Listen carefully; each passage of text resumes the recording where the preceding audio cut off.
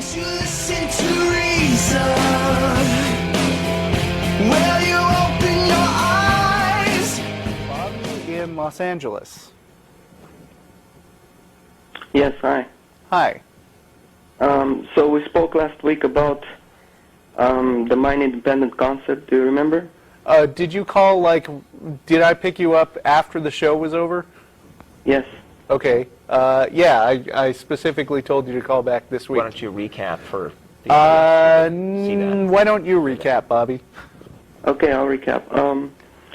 So I was saying that we cannot deny the existence of something that doesn't exist, because otherwise we wouldn't be able to talk about it. And then I mentioned that God is a concept that exists in our minds. And then you said that God exists only in our minds. So that's where we left off. Okay. Are you okay with the idea that God exists but only in our minds as a concept? No, because then you have to prove that. You're stating that. You're making that claim. So you have to prove that it exists only in our minds. And that God is not a mind-independent concept. But we're not making a claim. I was only asking what I thought from your characterization of the discussion, that was what you were proposing. There is a God, and what the God is a concept in our minds. Is that not what you are proposing? Yes, that is what you are proposing. And okay, imagination is more important than knowledge. And no, you lost me there. Yeah, no. You lost me there. And I'm an artist, and I design role-playing games for a living. Imagination is hugely important to me, but it's not more important than actually knowing stuff. Okay, well, that could be argued more, but just focusing back on the things that we discussed as far as God and the concept, reason was brought up, and I mentioned that reason is your God. And another thing that they said was reason was a tool. Yeah. Right. But if reason is a tool, then you have to prove that that there is no watchmaker that left his tools around for you to borrow without his permission. No, we don't. If you are claiming that there was a watchmaker who left his tools around, you are making the claim.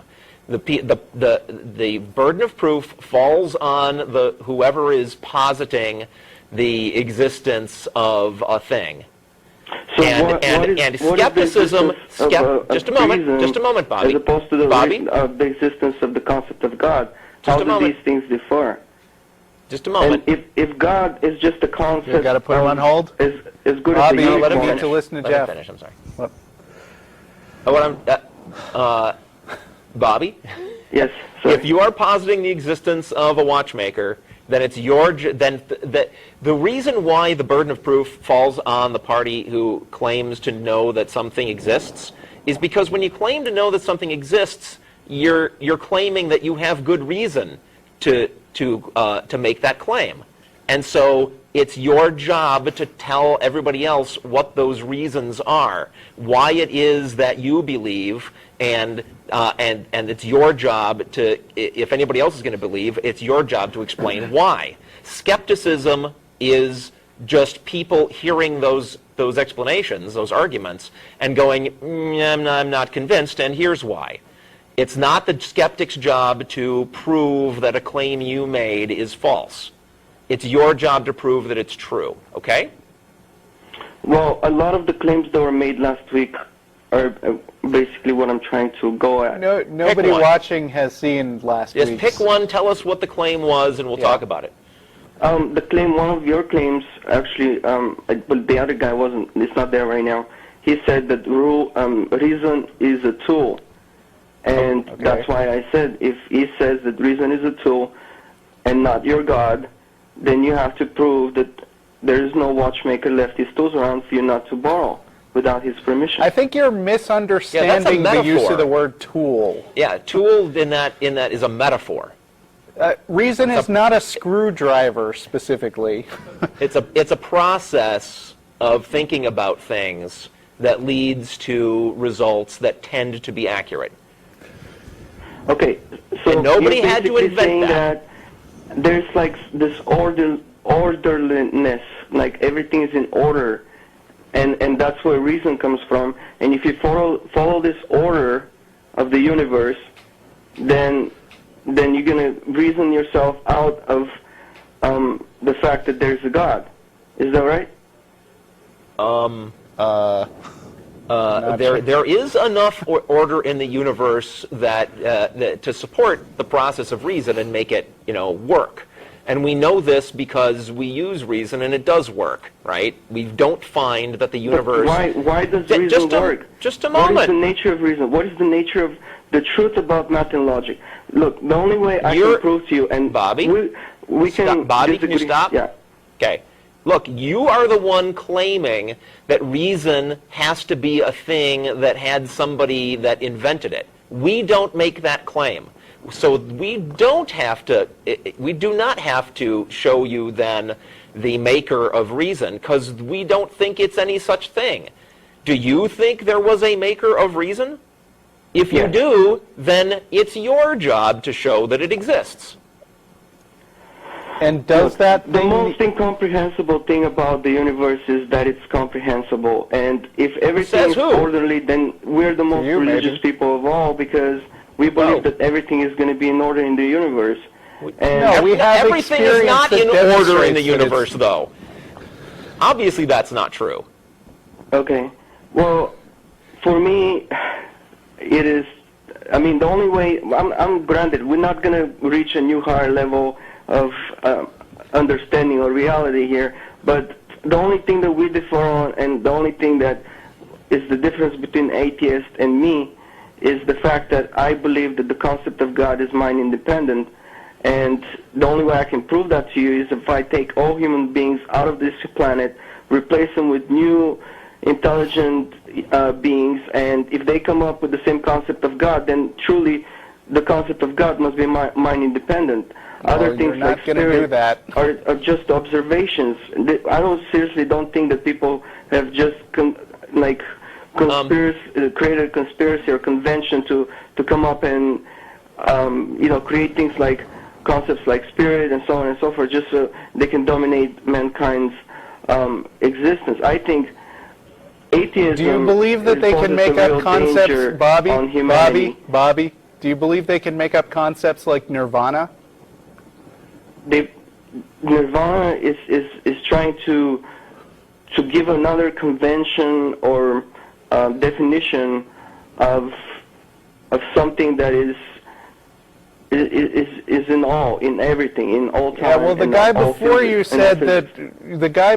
said that Christianity made no sense and that Buddhism was the most logical religion. None of the do you think that the concept of nirvana is something real? That they put them on paper, and it's just people talking. That's all it is. Okay, so people make stuff up. We agree on that, right? Yes. So what is it that would lead me to believe that this God idea that you have is not just something that's made up? I mean, a minute ago you were trying to tell me that God is independent of minds, but I mean, obviously people can come up with some pretty complicated metaphysical ideas like nirvana. Why isn't your God in the same category? Do you think that your God is orderly?